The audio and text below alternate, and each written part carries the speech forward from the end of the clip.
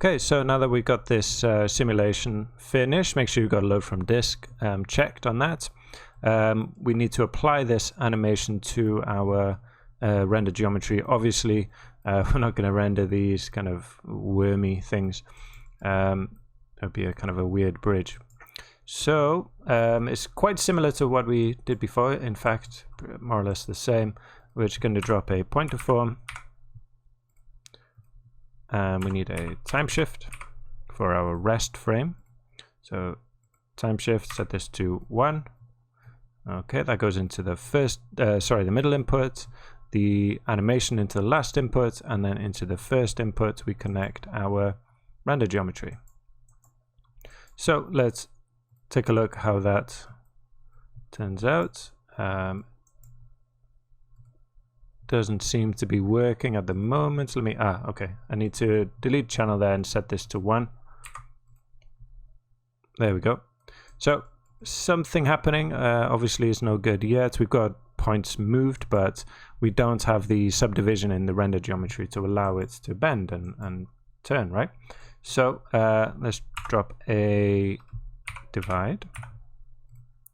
I'm going to put the visualization flag on that before I plug it in. Turn off convex polygons, turn on Bricker polygons, and set this value. So again, it's just in Y that we need that extra subdivision, and set this to 0.02. That'll take a second to calculate. There we go, and then plug that in, and let's see the result of that. Okay, so better, but still we've got some weird things going on with the geometry. It's all getting flattened and misshaped. So we need to create this piece attribute again, okay? And this needs to be a string attribute. I found that's what works for me. So we're going to use that class attribute again, but we need it on the point. So we need an attribute promote. There we go. Drop that in there. Visualize that. Okay.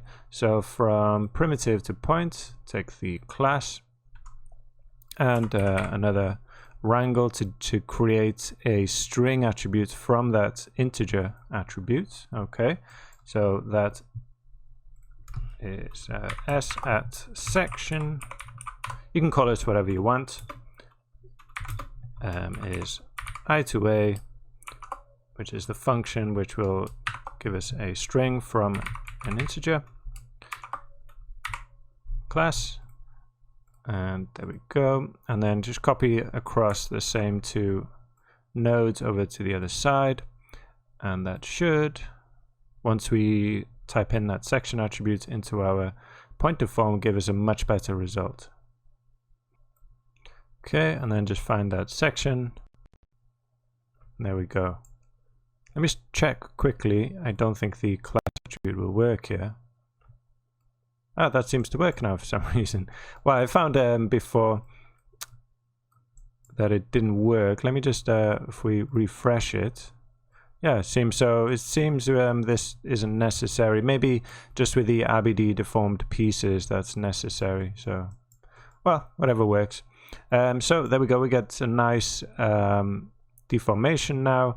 You might find with these kind of, getting this clipping off again. Let me just change that neither and set this to 0.1. You might find that some of these blocks, it seems okay here actually, that some of these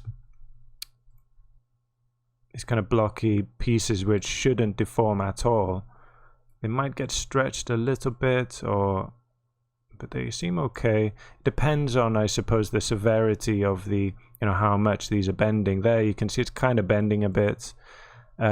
And what we could do, but I don't think it's necessary in this case, is we'd have to go through a process of isolating these.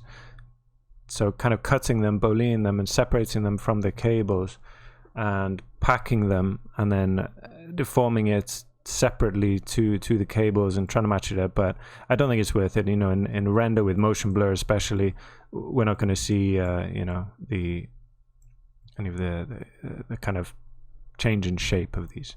So we'll leave it as it is. One thing I might do is just file cache under here, so that again when we come to render, you know, we don't have to wait for everything upstream here to be processed. So it's just having to process this part. You know, you could drop a file cache under here, but caching each frame of this, especially now that we've added a lot more geometry, will be fairly heavy on your hard drive, and it will be slow to load as well. So it's up to you, you know, but I'm going to do it this way. It's my preferred method. I'm going to save this current frame, load from disk, into my geo folder, into, let's see, I think I made a folder for vert cables. Yeah, grab that, so dive in there, and then let's call this vert cable static.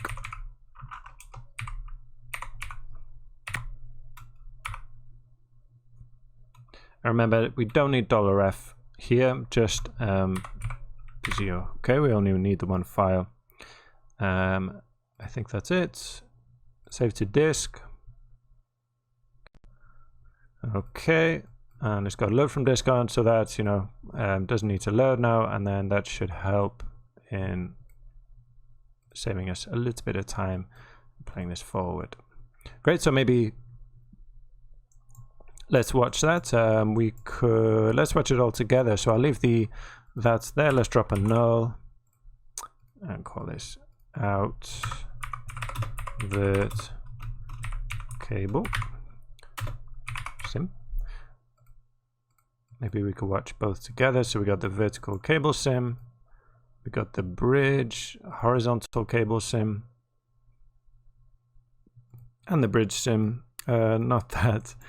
Come to the bottom. Let's drop a null on this as well. I think I called this, yeah, let's call it out bridge sim. Oh, I can't see it. Bridge sim render. There we go. Visualize that. Okay, go back up here and let's put this into full screen. Maybe let's see the kind of angle I want. Again, this obviously won't be our final camera angle, but it's just something where we can see most of what's going on. Let me put this on smooth shaded, and let's run a flipbook. Okay, I stopped it a bit early, just didn't want to kind of wait for the whole thing to load out. It still takes a bit of time, even though, you know, we've got it all cached. But you know, it's looking really cool. It's still got that weird kind of shading thing going on at the start there. I think that again that shouldn't come out in the render. But yeah, I really like the kind of zip effect. You know, it's like these kind of popping as they go along, and as the road's falling down. It looks really cool, really dynamic and exciting looking video simulation. And also you can see just at the end here a couple of these starting to break early as well, which kind of makes it a bit more organic. Sounds weird to say, but it's a bit more natural, you know, less controlled, like everything breaking from one end to the other. A bit more kind of what I would expect in real life. Also, you know, the bridge looking great, and everything kind of lining up and moving together as well, that kind of rocking back and forward with the cables on top, which looks really nice. Cool. So next, I think we need to go ahead and add some cars to this simulation.